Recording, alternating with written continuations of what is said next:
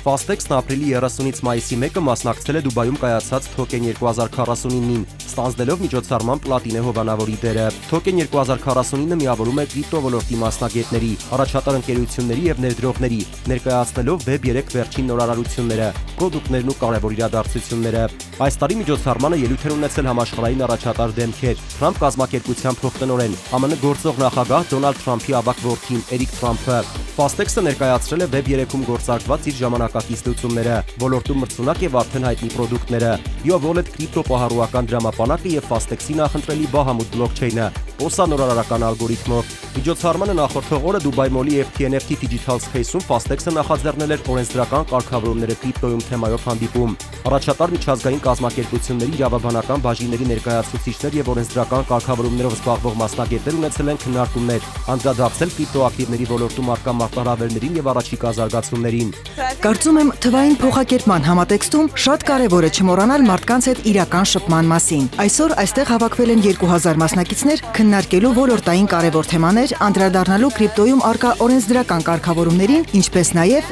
ձեռք բերելու նոր կապեր։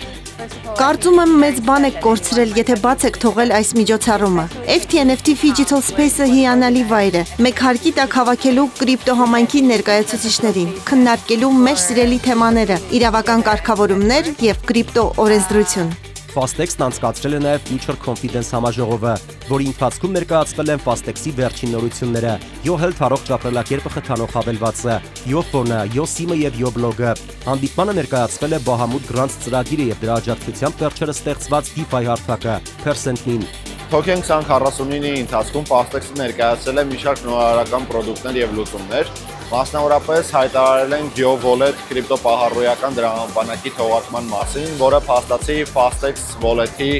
տեխնիկապես ավելի հագեցված եւ թարմացված տարբերակն է։ Yo-Wallet-ը առաջարկում է մի քանի տեխնիկական նոր լուծումներ, մասնավորապես իրական ժամանակում օգտատիրոջ ակտիվությունների վերաբերյալ տեղեկությունների